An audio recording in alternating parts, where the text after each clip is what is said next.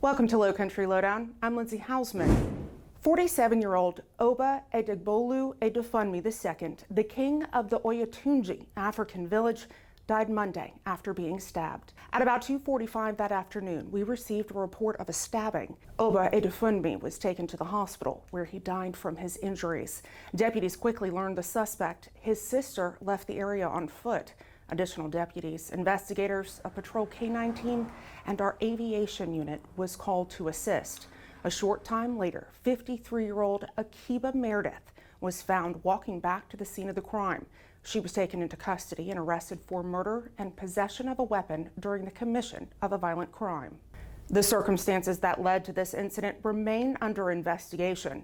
Anyone with information is asked to call Investigator Klein at 255-3430. Now, you can also submit a tip online at bcso.net. The South Carolina Law Enforcement Division charges 3 from Beaufort County with harboring an escaped convict wanted for human trafficking. 29-year-old Joaquin Barnes has been extradited following his arrest in Jacksonville, Florida. On July 11th, he was booked into the Beaufort County Detention Center on charges related to human trafficking. Barnes remains in custody. SLED also charged 20-year-old Kaylin Cloud, 30-year-old Amani Vaughn, and 27-year-old Guy Talley III with harboring an escaped convict.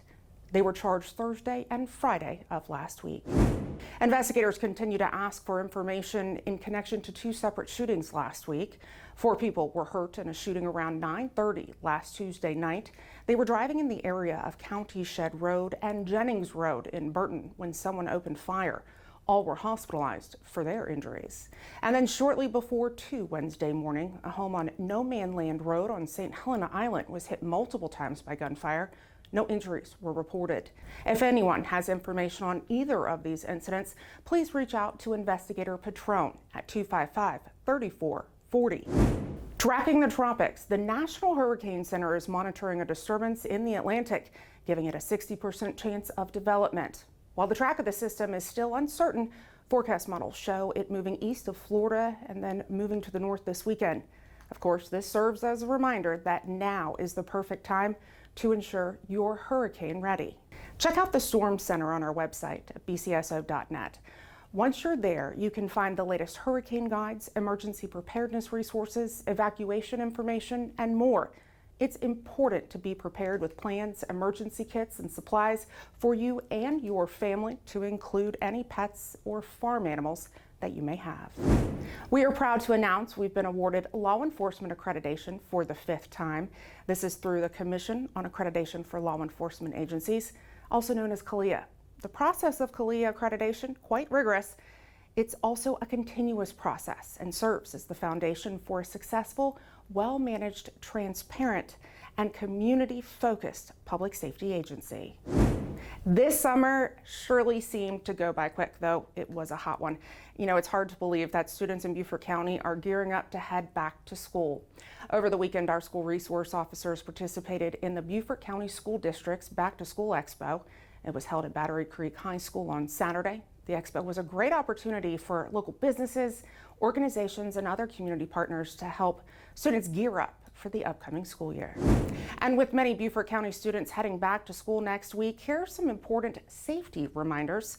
Parents, if you have bus riders, please make sure they know to stay 5 giant steps away from the curb and to always wait until the bus comes to a complete stop before trying to board. If your student walks or rides their bike to school, make sure they use crosswalks whenever possible and to always be aware of their surroundings. For drivers, make sure to be careful whenever in and around neighborhoods and look out for small children. Obey the posted speed limits and use extra caution when and around school zones. And remember, when it comes to school buses, yellow flashing lights mean the bus is about to stop to load or unload kids, and that means you need to slow down and prepare to stop. Red flashing lights mean kids are getting on or off.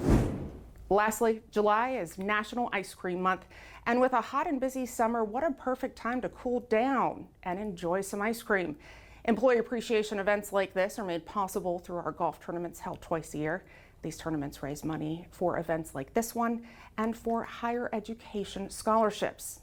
Our next tournament will be held in the fall. We'll promote that tournament once all details are finalized. If you have something that you'd like to know more about or see covered here on Lowcountry Lowdown, you can send me an email at lindsay.hausman@bcgov.net. If you haven't already, you hear it every week. Make sure to follow us on all of our digital and social media platforms. It's a great way to stay up to date, in the know, and engaged with us. Thanks for watching this week's episode. We'll see you next week. Stay safe.